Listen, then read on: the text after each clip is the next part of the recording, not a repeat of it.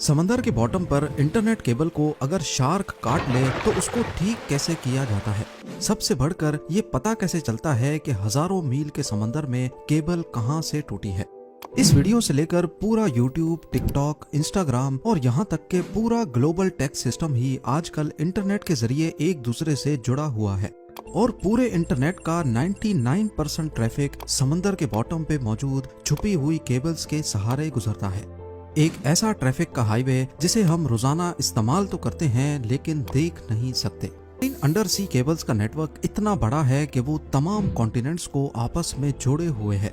ये केबल्स ज्यादा से ज्यादा 8000 मीटर की गहराई में बिछाई गई हैं, जहां प्रेशर 5300 kg पर स्क्वायर इंच जितना होता है। ये ऐसा ही है जैसे इंसानी पाँव की सबसे छोटी उंगली पर एक अफ्रीकन हाथी जितना वजन डाल दिया जाए।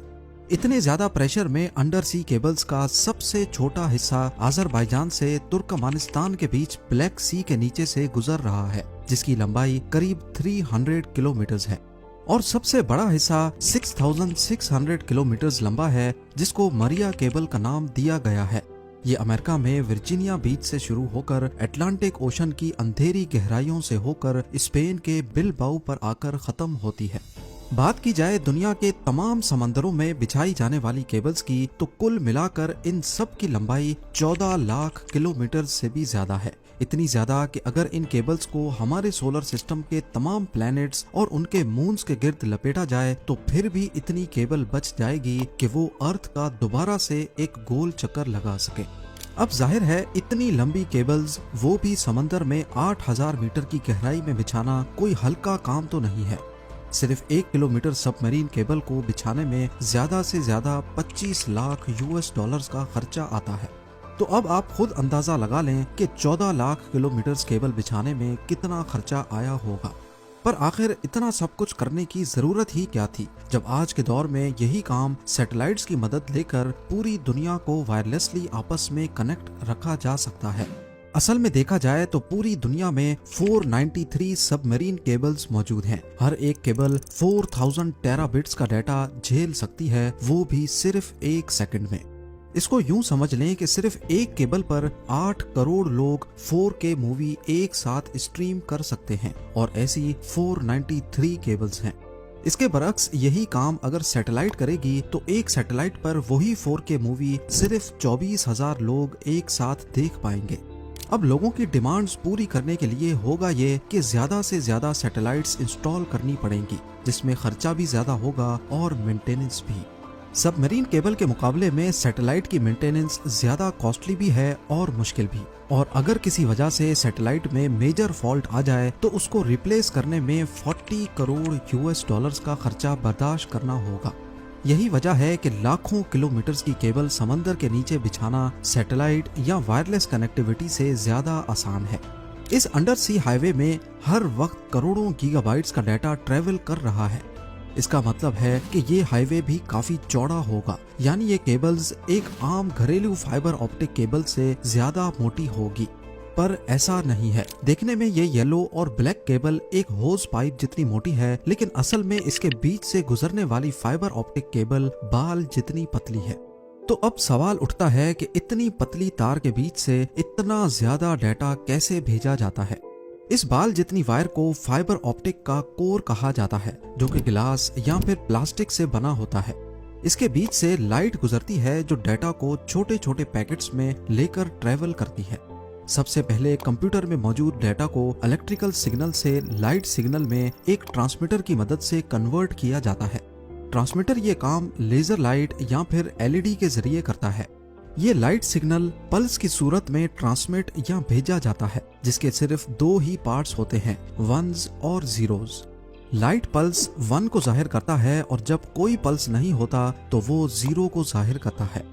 इन पल्सेस को एक जगह से दूसरी जगह लेकर जाना कोर का काम होता है, जिसके बीच लाइट ट्रेवल करती है। इस कोर के बाहर एक लेयर होती है जिसको क्लैडिंग कहते हैं, और ये लेयर लाइट को कोर से बाहर निकलने से रोकती है। अगर लाइट कोर से बाहर निकलने की कोशिश भी करेगी तो क्लैडिंग उसको वापस कोर के अंदर ही बाउंस बैक करवाता है। इस प्रोसेस को टोटल इंटरनल रिफ्लेक्शन कहा जाता है।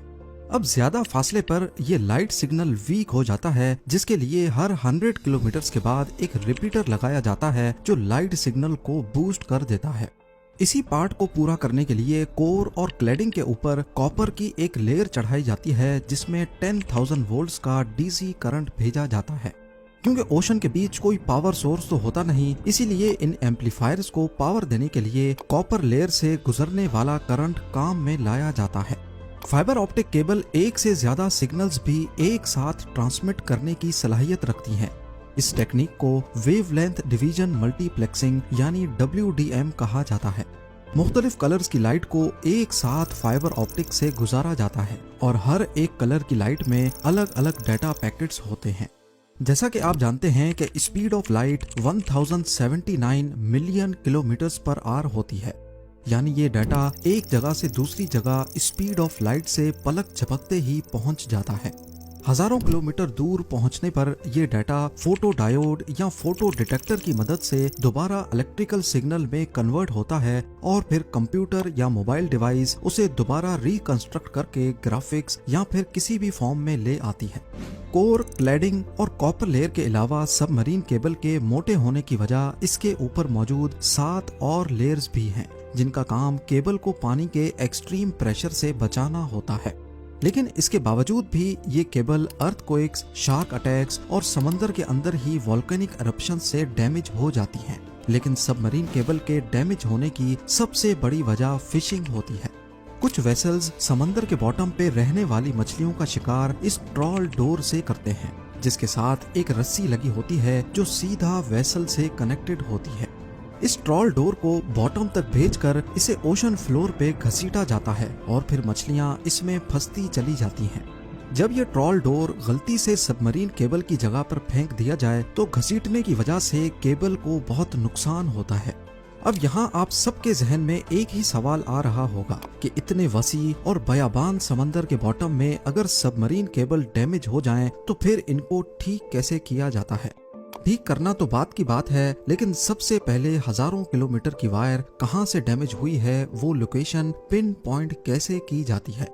आपको यहाँ बताते चलें कि आजकल की मॉडर्न सबमरीन केबल्स 1 इंच मोटी होती हैं और 1 किलोमीटर वायर का वजन करीब 1400 kg होता है, यानी एक सेडान गाड़ी जितना। समंदर में इंस्टॉलेशन के लिए ऐसी हजारों किलोमीटर वायर वन पीस में समंदर के बॉटम पे स्पेशल शिप्स की मदद से इंस्टॉल की जाती हैं। पूरी रिसर्च के बाद जब एक खास एरिया चुना जाता है तो वायर के बड़े बड़े रोल्स शिप में लाद कर उस लोकेशन पर लाए जाते हैं और एक स्पेशल रोबोटिक मशीन जो समंदर के फ्लोर पे चलने की सलाहियत रखती है, उसको इस्तेमाल करके 1 मीटर तक फ्लोर खोदा जाता है और साथ साथ उसमें केबल बिछाई जाती है। ये काफी आहिस्ता चलने वाला काम होता है, जिसे बड़ी एहतियात से करना बहुत जरूरी है। एक अंदाजे के मुताबिक यूएस और यूरोप के बीच बिछाई जाने वाली 6600 किलोमीटर की वायर को इंस्टॉल करने में करीब 2 साल का वक्त लगा था। जब एक वेसल में रखी वायर खत्म हो जाए तो केबल से भरी दूसरी वेसल मंगाई जाती है और पहली वायर का कोना नई वायर के साथ कनेक्ट करके बिछाने का काम आगे बढ़ाया जाता है। इस पूरे काम में सबसे बड़ी रुकावट मौसम पैदा करता है। अटलांटिक ओशन में साल के 365 दिन तेज हवाओं का सिलसिला मौजूद होता है और ये हवाएं कब समंदरी तूफान की शक्ल इख्तियार कर लें, इनको कोई भी नहीं रोक सकता। इसके अलावा अटलांटिक ओशन में अक्सर औकात कैटेगरी 1 का हरिकेन मौजूद होता है। इस वक्त भी जब मैं वीडियो के लिए रिसर्च कर रहा हूँ तो अटलांटिक ओशन में कैटेगरी 1 का हरिकेन मौजूद है, जो फोरकास्ट के हिसाब से 23 अगस्त को आयरलैंड के साहिल पे पहुंचेगा। हरिकेन्स या तेज तूफान की वजह से कई दिन तक इंस्टॉलेशन का काम वहीं पॉज कर दिया जाता है जब तक मौसम क्लियर ना हो। अब जब इंस्टॉलेशन का काम ही इतना मुश्किल है तो सोचें रिपेयर का काम कितना मुश्किल होगा। सबमरीन केबल के दोनों एंड पॉइंट्स पर डाटा सेंटर्स होते हैं जो केबल की एक्टिविटी को 24/7 मॉनिटर करते हैं। जैसे ही दोनों का कनेक्शन टूट जाता है तो इसका एक ही मतलब है कि समंदर के बीच केबल टूट गई है। हजारों किलोमीटर की वायर एग्जैक्टली कहां से डैमेज हुई है ये पता लगाने के लिए एक खास डिवाइस यूज होती है जिसे ऑप्टिकल टाइम डोमेन रिफ्लेक्टोमीटर कहा जाता है। ये डिवाइस दोनों एंड से एक लाइट पल्स भेजती है और क्योंकि केबल टूटी हुई है तो वो लाइट पल्स बाउंस करके वापस आ जाती है। वापस आने वाला पल्स कितनी देर में वापस आया और सिग्नल की मजबूती कितनी बची है। इससे अंदाजा लगाया जाता है कि एग्जैक्टली कितने किलोमीटर्स के बाद केबल में डैमेज है। यही प्रोसेस दोनों एंड से किया जाता है और वेरीफाई किया जाता है कि दोनों की लोकेशन एक ही है कि नहीं। अब दोनों एंड से डीसी सप्लाई यानी केबल में छोड़ा गया करंट बंद किया जाता है और उस लोकेशन पर आरओवीज को समंदर के बॉटम पर भेजा जाता है। आरओवीज की मदद से पहले फिजिकली केबल का मुआयना किया जाता है और फिर केबल को बाहर निकालकर ऊपर मौजूद वेसल तक लाया जाता है। केबल का वो हिस्सा जो डैमेज हो गया हो वो काट कर उसमें दूसरा पीस लगाया जाता है। फाइबर ऑप्टिक का कोर क्योंकि ग्लास का बना होता है, इसीलिए ये काम काफी एहतियात से करना होता है ताकि एक ग्लास दूसरे के साथ वैसे ही जुड़ जाए जैसे वन पीस में था। इस प्रोसेस को स्प्लाइसिंग कहा जाता है। अगर केबल कम पड़ रही हो या समंदर का बॉटम काफी ज्यादा नीचे हो तो पहले एक हिस्से को ऊपर उठाया जाता है, उसमें दूसरी एक्स्ट्रा वायर जोड़कर दोबारा नीचे बिछा दिया जाता है। फिर यही प्रोसेस टूटी हुई वायर के दूसरे एंड पे भी किया जाता है। सबमरीन फाइबर ऑप्टिक केबल के फायदे, ये काम कैसे करती है, इंस्टॉलेशन और रिपेयर के बारे में शायद आपके कई सवालों का जवाब मिल चुका होगा। उम्मीद है जेम टीवी की ये वीडियो भी आप लोग भरपूर लाइक और शेयर करेंगे। आप लोगों के प्यार भरे कमेंट्स का बेहद शुक्रिया। मिलते हैं अगली शानदार वीडियो में।